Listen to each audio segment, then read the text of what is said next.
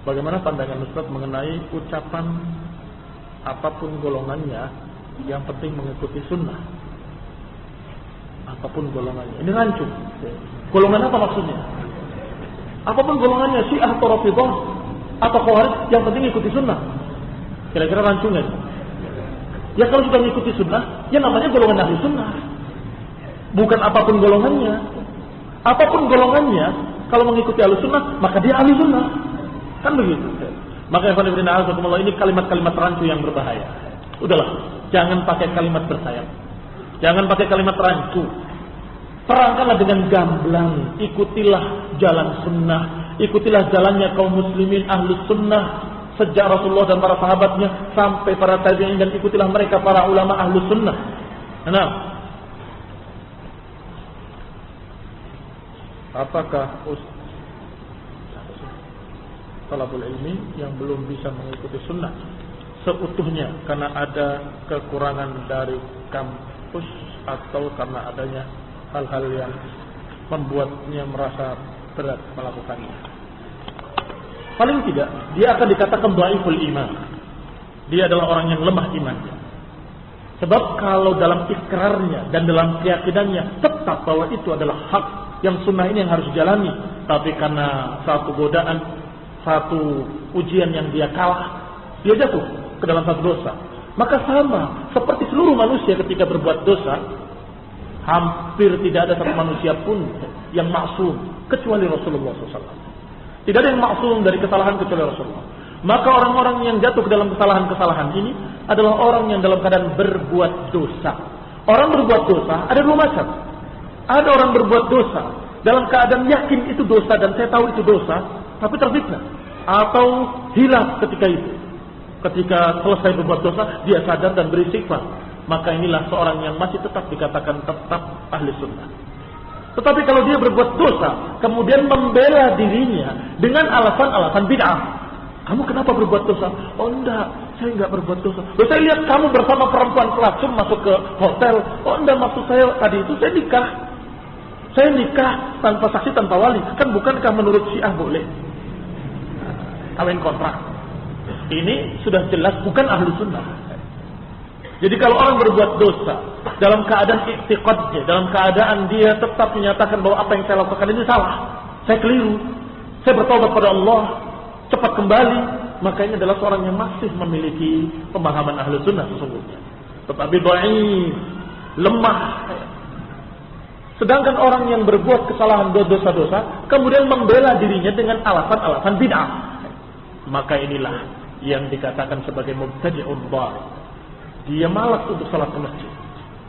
Kenapa Pak Kiai kok gak ke masjid? Oh saya salatnya di Mekah. Loh kok salat di Mekah? Oh, iya, saya kan beda dengan kalian. Waktunya kan berbeda.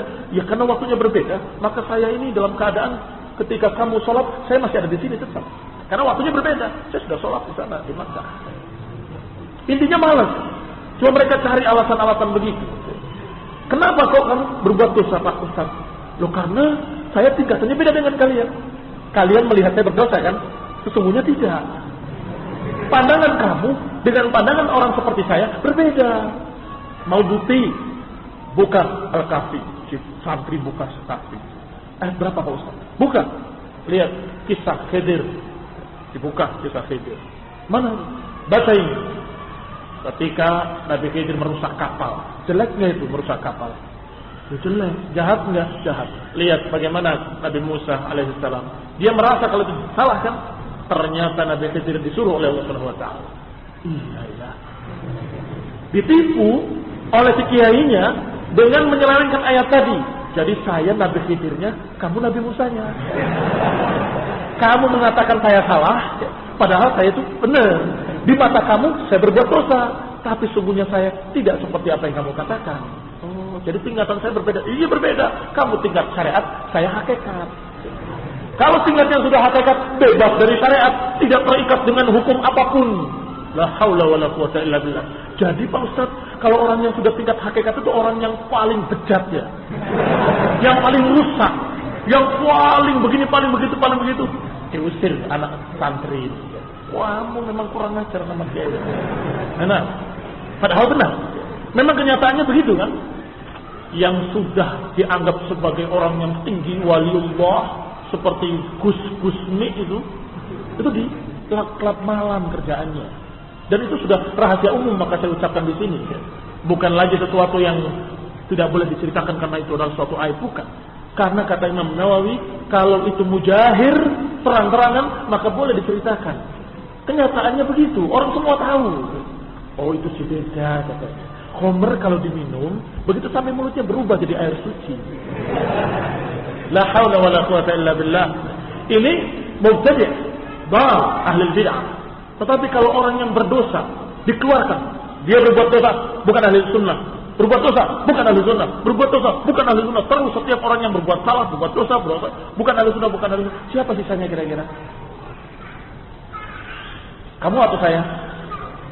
Saya nggak masuk, kamu nggak masuk. Berarti habis nggak ada ahli sunnah. Maka ikhwan fillah a'azakumullah, bukan begitu definisinya. Kalau orang itu terjerumus ke dalam satu dosa, tapi kemudian dia cepat kembali bertaubat kepada Allah Subhanahu wa taala, ini punya prinsip-prinsip ahlu sunnah pada diri. Tinggal dilihat bagaimana keadaannya. Apakah ada orang yang lebih afdal daripada yang lainnya, ada yang lebih saleh dari yang lainnya. Demikian pula imannya, ada yang lebih tinggi daripada yang lainnya. Ada yang lemah, ada yang kuat, ada yang sangat kuat, ada yang sangat lemah. Sehingga orang itu dalam keadaan hadirnya pun kadang hadir, kadang hilang. Kenapa hilang? Sibuk dengan dunianya. Habis itu jatuh ke maksiat lagi, segala macam, ukur jenggot. Tapi dia gelisah, malu ketemu teman-teman, saya berbuat dosa. Tunggu sampai tumbuh, bulan berikutnya nggak muncul, bulan berikutnya nggak muncul, bulan berikutnya nggak muncul. Kemana bulan? Nggak tahu, hilang. Tiba-tiba datang lagi sudah ada jenggotnya lagi. Assalamualaikum.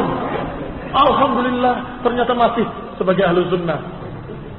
Ini berarti orang yang sangat dhaif, sangat lemah, gampang tergoda dengan godaan-godaan dunia. Nah,